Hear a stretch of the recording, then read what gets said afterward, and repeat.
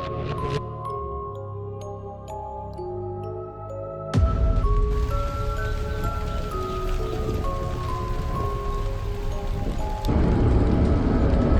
suatu hari, di tengah teriknya matahari, di bawah langit biru, terlihat kapal-kapal yang sedang mendekati pantai. Mereka membawa segudang harapan dan tujuan dalam perdagangan tersebut, yang dimana mereka berharap bahwa dari perdagangan tersebut dapat membawa keuntungan bagi kedua belah pihak. Namun, seperti alur sungai yang berubah arah, niat awal yang hanya ingin berdagang terkikis oleh gelombang ambisi yang tak terbendung. Lambat laun, bukan hanya perdagangan lagi yang mereka tanamkan, namun mereka juga menanamkan benih kolonialisme di tanah yang subur itu. Sementara itu, di dalam dinding-dinding kerajaan, rakyat hanya bisa terhenyak dan berharap pada penguasanya.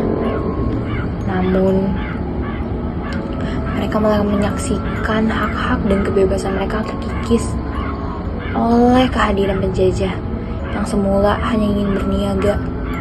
Cerita pahit ini tak lagi hanya tertulis dalam sejarah, namun meresap ke dalam jiwa dan menandai perjuangan bangsa ini untuk merebut kembali kemerdekaan yang mereka perjuangkan dengan darah dan air mata. Kisah tanah layangan ini pun dimulai.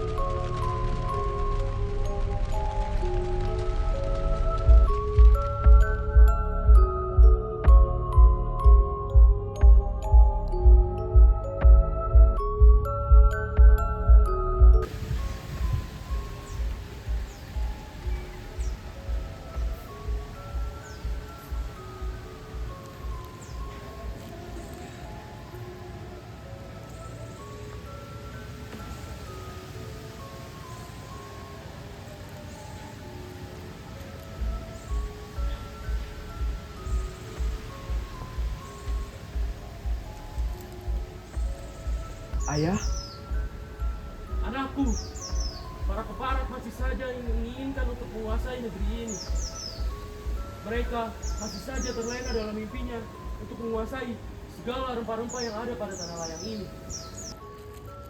Ku tahu ayah. Aku juga tidak rela jika para penjajah itu injak tanah layan ini. Kita harus mempertahankan tanah layan ini, ayah. Bagaimana caranya, nak?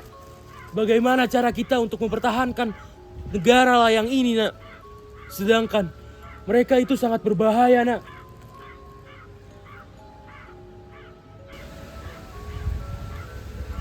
Jika memang peperangan adalah suatu kemustahilan, kita harus berdialog dengan mereka, ayah. Kamu yakin ingin berdialog langsung kepada mereka? Sedangkan mereka itu sangat licik dan para bajingan itu sangat berbahaya, nak. Aku tahu, ayah. Aku tahu itu sangat rumit. Tapi aku adalah penerusmu. Akan aku buktikan kelayakanku di sini. Aku akan mempertahankan tanah layangan ini. Aku akan berdialog dengan mereka esok hari. Baiklah, nak. Bawalah pasukan sebanyak-banyaknya. Dan tetaplah waspada. Mereka adalah pasukan yang sangat berbahaya. Tenang saja, ya. Aku hanya berdialog dengan mereka. Tidak perlu membawa tentara maupun prajurit sebanyak-banyaknya. Aku akan berdialog dengan mereka seorang diri. Oh iya, nak. Tadi pagi ibumu memberikan peci kepadaku. Tapi peci ini adalah sangat Nanti, sempit ayah. bagiku. Cukup, ya. Nanti kita bicarakan tentang hal itu. Aku harus mempersiapkan beberapa dokumen untuk aku bicarakan dengan mereka. Terima kasih atas kepercayaannya. Terima kasih.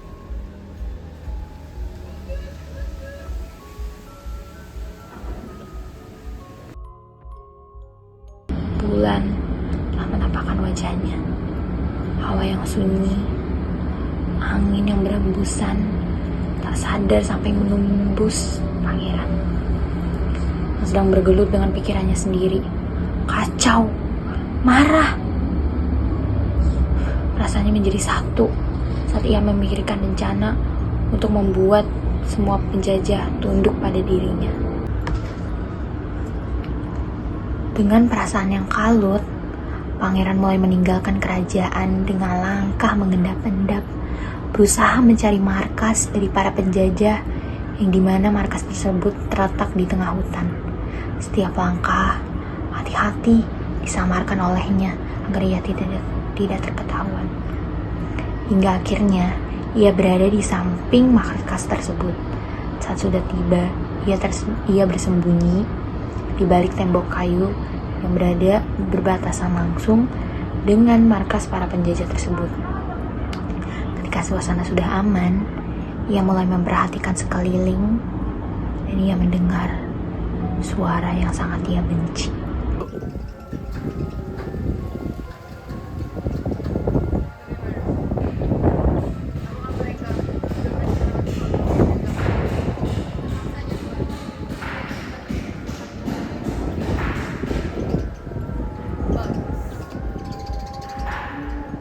Jangan kalian terdeteksi oleh mereka. Saja Tuan, hamba sudah sangat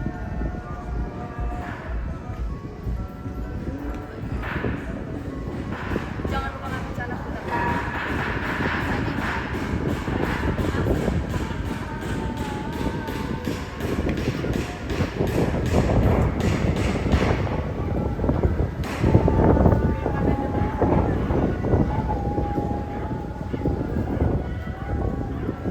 Dia tidak ada apa-apanya. Dia hanya sebuah benalu yang menempel pada hitam. Dia tahan aja. Jangan kita.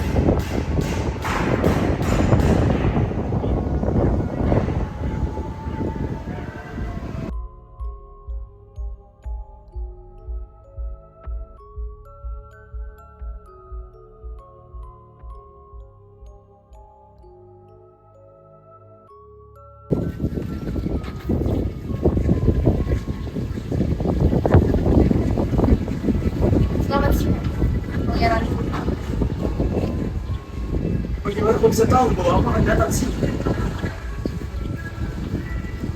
Apa yang aku tidak ketahui, Pak?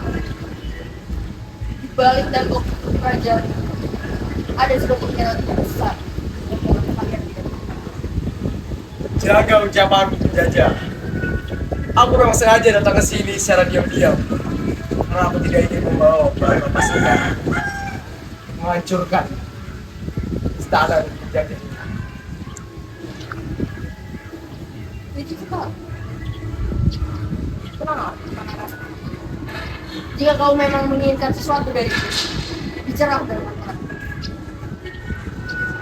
Jadi silakan dulu.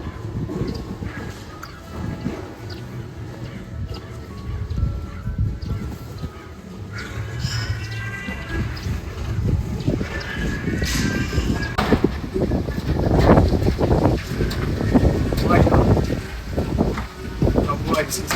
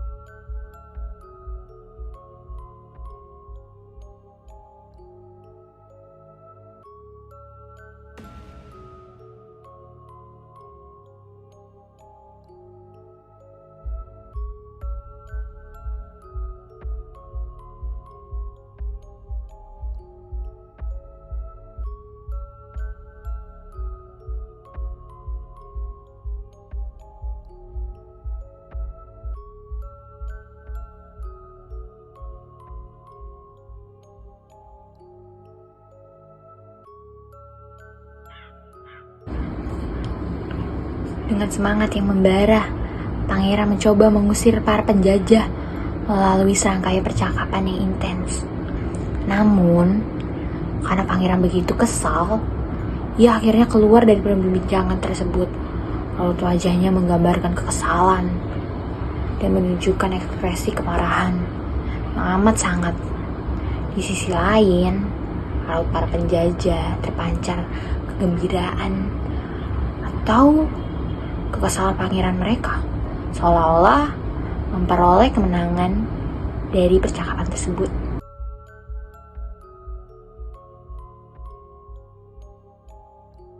Di dalam dinding-dinding istana yang megah itu sembunyi gelap pengkhianatan pangeran yang selama ini dipandang sebagai pewaris yang setia, menyimpan dendam yang amat sangat dalam kepada ayahnya sendiri.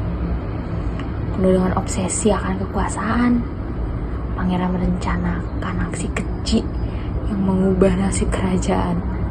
Dalam kegelapan malam, ia melaksanakan rencananya. Raja yang sedang terlelap tak menyadari bahaya yang akan mengikutinya.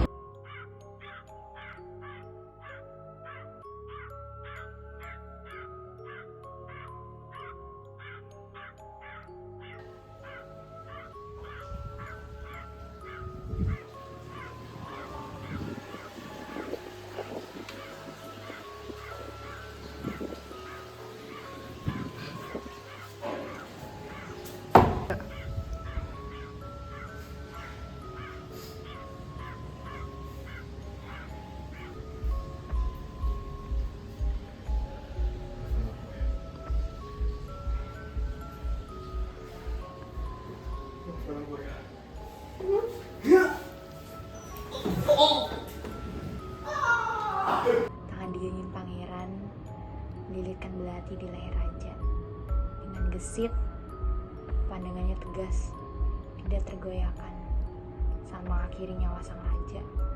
Ayahnya sendiri, kini kekuasaan sepenuhnya di tangan pangeran.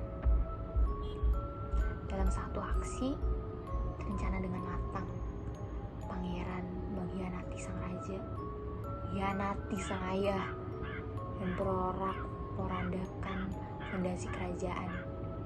Ia merasa kemenangan berada di tangannya. Namun, bayang-bayang pengkhianatan itu akan selalu mengetahui diri. Masih gelap ya?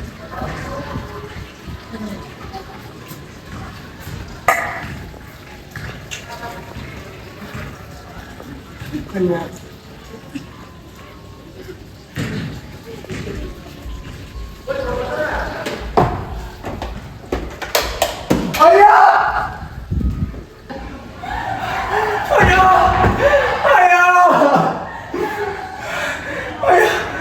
Janjimu untuk mempertahankan tanah alat ini, ayah.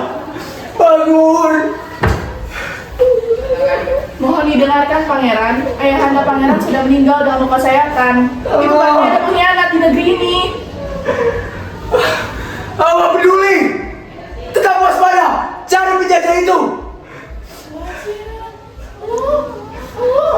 Dua-duanya. Pergi. Pergi sekarang. Baiklah pangeran.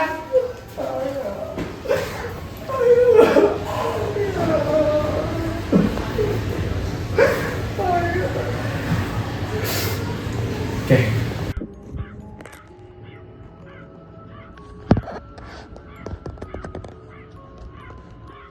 Parah nih. Gimana sih pangeran? Dalam istana yang suci terjadi dalam istana yang suci terjadi sandiwara gemilang sang pangeran berpura-pura hancur, pura menangisi kematian sang ayahnya. Dengan mata yang berkaca-kaca, pangeran berdiri di samping peti mati sang ayah.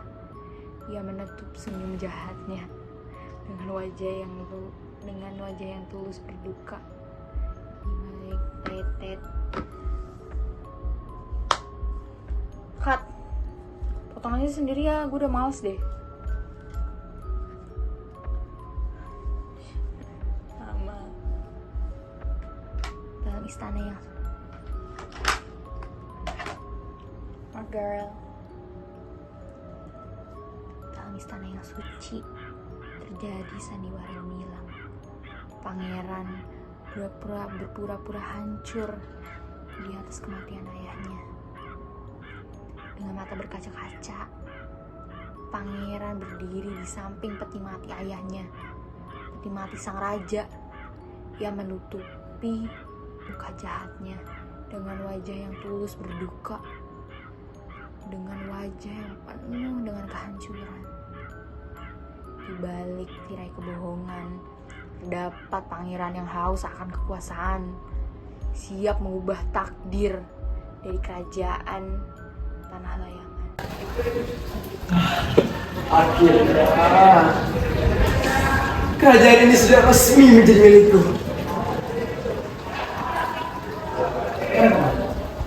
Aku tahu akan ada banyak tantangan besar yang akan aku hadapi ke depannya. Tapi tenang saja, pangeran. Hanya butuh keadilan dan juga lebih bijaksana dari seorang tua itu.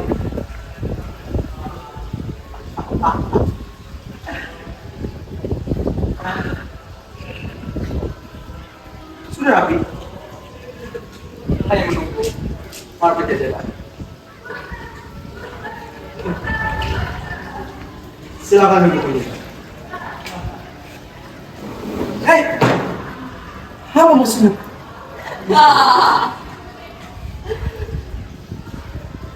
Sombong sekali.